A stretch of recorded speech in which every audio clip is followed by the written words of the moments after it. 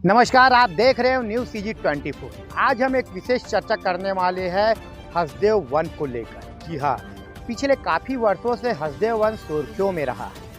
कहीं ना कहीं हसदेव वन में जब खनिज निकलने की बात आया तो वही उसके कटाई का भी प्रस्ताव जारी किया गया, लेकिन पर्यावरणवादी और पर्यावरण को बचाने वाले संगठन लगातार हसदेव वन को बचाने के लिए विभिन्न आंदोलन कर रहे हैं। भारतवर्ष में हसदेव वन को मध्य भारत का ऑक्सीजन भी कहा जाता है, जहां हजारों प्रकार के जीव जंतु और वनस्पति का वास होता है। मगर कहीं ना कहीं उसके कटाई को लेकर जहां पर्यावरणवादी लगातार विरोध प्रदर्शन कर रहे हैं, वही आदिवासियों द्वारा लगातार चारों तरफ से जंगल को घेर दिया गया है। कई बार पर्यावरणवादियों के और आदिवासियों का गिरफ्तारी हुआ है और साथ ही जंगल की कटाई भी काफ़ी हद तक चालू हो चुका है। हमारे साथ जुड़ेंगे आज जो हसदेव वन बचाव के लिए लगातार संघर्ष करते हुए आ रहे हैं, पर्यावरणवादी और साथ ही एक सामाजिक नेता। हम बात कर रहे हैं उमेश बिसेन जी का। क्या कहना है उसका हसदेव वन के लिए, आज सीधा हम विस्तृत चर्चा करेंगे हमारे न्यूज़ CG24 में। सर, सबसे पहले मैं आपका न्यूज़ CG24 में बहुत बहुत स्वागत अभिनंदन करते हैं। नमस्कार। हम बात करते हैं उमेश बिसेन जी से, क्या कहना है उनका। सबसे पहले आपका न्यूज़ CG24 में बहुत बहुत स्वागत अभिनंदन है। सर, हसदेव वन जिसको लेकर पिछले काफ़ी समय से बहुत सुर्खियों में रहा है और देखा गया है सर कि हसदेव वन बचाने के लिए लगातार आप लोगों के द्वारा संघर्ष किया जा रहा है। और लेकिन क्या कहेंगे हसदेव वन के लिए सबसे पहले आप। हसदेव हमारी कह सकते हैं धरोहर है, भारत की धरोहर है और हमारे पूर्वजों द्वारा एक ऐसा जंगल जिसको हमें संरक्षित किया गया, उस जंगल को समाप्त किया जा रहा है। हसदेव जैसे पूरे पृथ्वी का अमेजिंग का जंगल ऑक्सीजन कहा जाता है, वैसी हसदेव मध्य भारत के मध्य का ऑक्सीजन है, जो पूरे देश के अंदर में ऑक्सीजन सप्लाई करता है। हजारों तरह के वन्यजीव उसके अंदर में रहते हैं, कई लाखों तरह की औषधियाँ, आयुर्वेदिक ग्राम वहाँ बना हुआ है।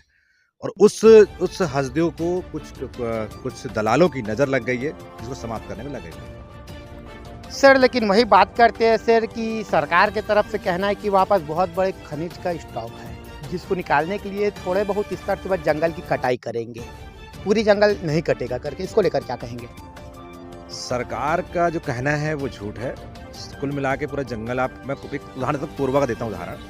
कोरबा का जब टेंडर जब भी हुआ होगा खदान का, उसको आप टेंडर पढ़िएगा कभी, उन्होंने सीमा क्षेत्र तय किया था। आज पूरा कोरबा बर्बाद हो गया है विकास के नाम पे, खदान के नाम पे। उसी प्रकार से 2% कोयला नहीं है, कुछ भूमि के अंदर में एक प्लेट है, उतना 2% कोयले के लिए, क्योंकि उसकी क्वालिटी बहुत अच्छी है, उसको निकालने के लिए एक बहुत बड़े क्षेत्र के जंगल को ख़त्म किया जा रहा है। उस जंगल को मानव कभी नहीं बना सकता, वो हमारे पूर्वजों की देन है।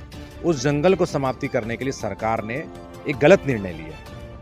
सर, वही हम बात करते हैं कि लगातार उसमें कहा जा रहा है कि बहुत सारे जीव जंतु वनस्पतियों का वास होता है, तो क्या लगता है कितनी बड़ी क्षति होगा पर्यावरण के लिए हसदेव वन के कटाई को लेकर।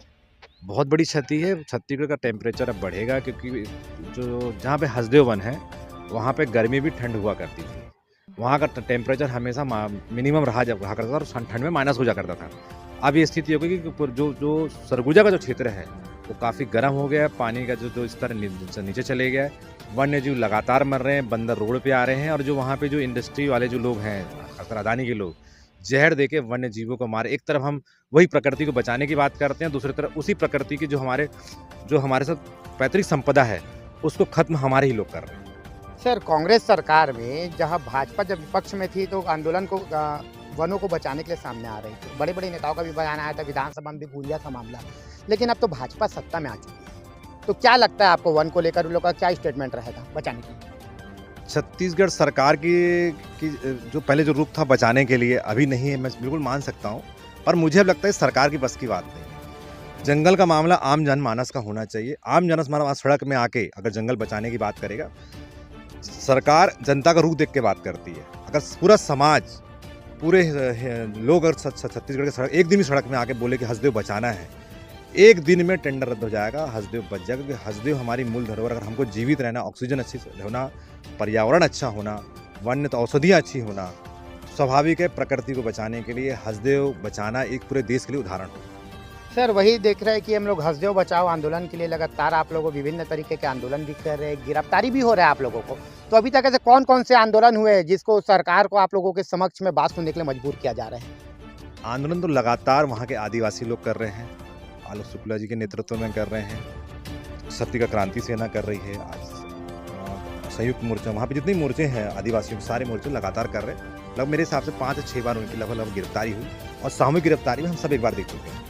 तो सर सरकार से क्या आप लोगों की कोई मतलब बात नहीं हो पा रहा है, आप लोगों के प्रतिनिधिमंडल से या उन लोगों के अधिकारियों से, ऐसा कुछ अभी तक चर्चा हुई है हसदेव वन को लेकर? हसदेव वन को लेके ये नहीं बोल सकते कि बीच में मध्यस्थता तो हुई है, पर वहाँ का जो सरकार जिस तरीके से बात करना चाहती है उसमें सीधे सीधे साफ बोलती है, वो यानी के पक्ष में बात कर रही है। तो स्वाभाविक है बातचीत का कोई सॉल्यूशन निकल नहीं रहा है और एक ही मांग है, हसदेव वन बचाओ।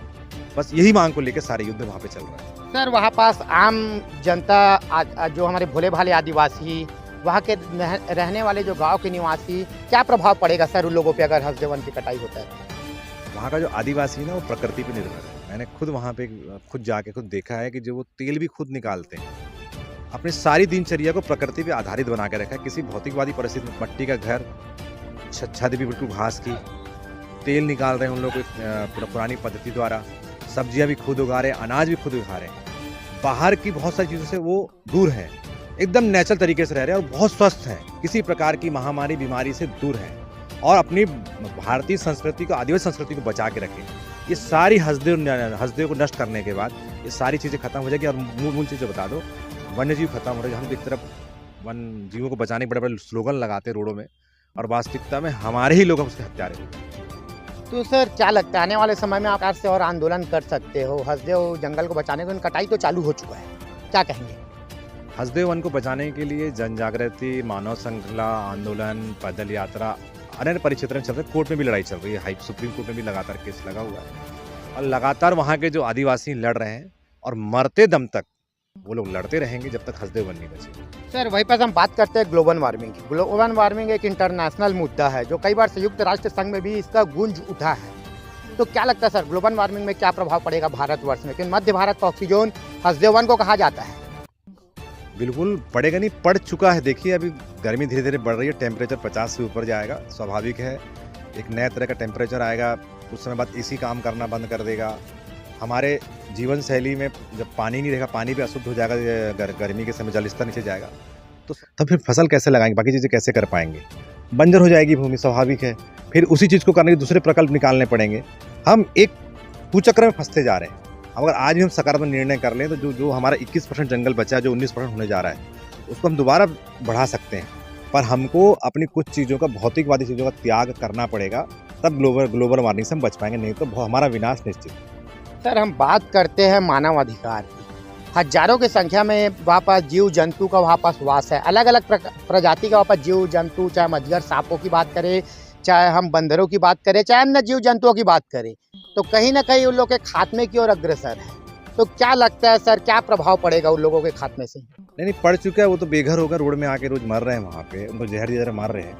एक पेड़ में कम से कम 50-100 घोंसले रहते हैं। जब उस पेड़ को काटा जाता है तो वो घोंसले से तो कई बच्चे अंडे मर जाते हैं। तो प्रभाव होगा, मतलब भारी संख्या में पक्षी, प्राणी, जीव, जिन पक्षियों के नाम हम नहीं जानते, वो प्राणी लगातार वहाँ पे हसदेव की वन में, जहाँ पे खदानें लगातार खुरवी पेड़ चलती, वहाँ मर रहे हैं, रोज मर रहे हैं, प्रतिदिन मर रहे हैं। वो तो ऐसे काट रहे हैं जैसे बिल्कुल कसाई होंगे, इस प्रकार से काटे जा रहे हैं। तो सर आने वाले समय में आप लोग और कैसे आंदोलन कर सकते हो सर हसदेव वन को बचाने के लिए पर्यावरणवादियों को? अब तो 2 लड़ाई बची है, या तो इतना है करो या मरो, या तो फिर ऐसे कानूनी लड़ाई लड़ो कि सुप्रीम कोर्ट को जाके पूरे लोग घेरें, या हाई कोर्ट में से बैठे, या सीएम बंगले को ऐसा घेरे कि हटे ना, या तो हमको गोली मार दे, हमारे मरने के बाद जंगल खत्म हो, हमारे रहते तो जंगल खत्म हो। सर बात करते हैं नक्सलवाद को। नक्सलवादियों के द्वारा भी लगातार समर्थन दिया जा रहा है हसदेव वन को बचाने के लिए, क्या लगता है आपको, क्या कहेंगे उन लोगों के लिए?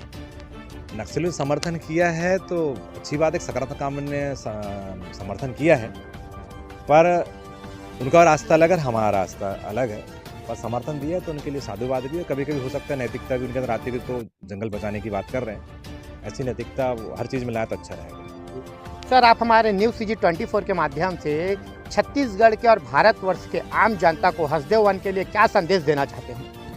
मैं छत्तीसगढ़ के घर घर के लोगों से, पूरे भारत के घर घर के लोगों से आग्रह करूंगा कि प्रधानमंत्री जी अभी असम के काजीरंगा, जो वहाँ का वन अभ्यारण्य, वहाँ गए थे, उस जंगल में को रिहायशी बन रहा था, तो वहाँ के लोगों से उन्हें जाके प्रदर्शन देके ये कहा जंगल बचाओ जीव बचाओ।